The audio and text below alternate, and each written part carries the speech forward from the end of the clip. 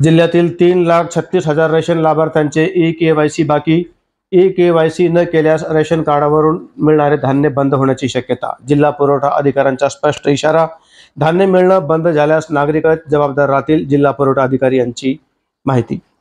जालना जिल्ह्यात रेशनचे 15,89,888 लाभार्थी आहेत. त्यापैकी 9,24,255 लाभार्थ्यांनी ई-केवायसी पूर्ण केली आहे. मात्र उर्वरित 3,36,097 लाभार्थ्यांनी ई-केवायसी केलेली नाही. त्यामुळे या ई-केवायसी न करणाऱ्यांचं रेशन बंद होण्याची शक्यता आहे. याबाबत पुरवठा विभागाकडून स्पष्ट सूचना किंवा आदेश आल्यानंतर कारवाई केली जाणार आहे. त्यामुळे तातडीने रेशनच्या लाभार्थ्यांनी त्यांचे ई-केवायसी पूर्ण करावं असं आवाहन जिल्हा पुरवठा अधिकारी सविता चौधरी यांनी दिलं आहे. ई-केवायसी न करणाऱ्यांमध्ये 0 ते 5 वर्षे वयोगटातील लहान मुलं, वयोवृद्ध यांचा समावेश आहे. वयोवृद्धांचे थंब न येणं, आधार कार्ड आणि रेशन कार्डमधील नावांमध्ये फरक असणं या कारणामुळे हे ई-केवायसी पेंडिंग असल्याचं समोर आलं आहे. दरम्यान लाभार्थ्यांनी त्यांचं ई-केवायसी याच महिन्यात पूर्ण करून घेण्याचं आवाहन जिल्हा पुरवठा अधिकाऱ्यांनी केलं आहे. ई-केवायसी न करणाऱ्या लाभार्थ्यांचे धान्य मिळणं बंद झाल्यास त्याला लाभार्थीच जबाबदार असतील असा इशाराही जिल्हा पुरवठा अधिकाऱ्यांनी लाभार्थ्यांना दिला आहे.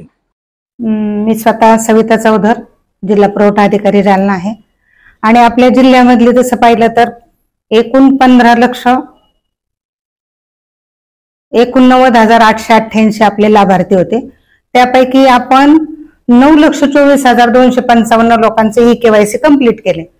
आता आपले बाकी राहिले 3,36,097. यामध्ये कसं आहे की ह्या ई-केवायसी न करणारे जे लाभार्थी राहिलेले आहेत यामध्ये 0 ते 5 वयोगटातले लोक, नंतर वयोवृद्ध लोक ज्यांचं आधार त्याचे थंब येत नाहीत, मॅच होत नाही. आणि आताच मी ज्याप्रमाणे तुम्हाला सांगितलं की ज्या लोकांचं आधार कार्ड आणि राशन कार्ड यांच्या नावामध्ये जो मिसमॅच होते, फरक येतोय, त्यामुळे बरेचसे आपले हे रिजेक्ट होतात किंवा त्यांचे करणं बाकी आहे. तर आज मी तिला आपले 3,36,000 तसा 36,097 एवढे लाभार्थी आपले ई-केवायसी करणं बाकी आहे.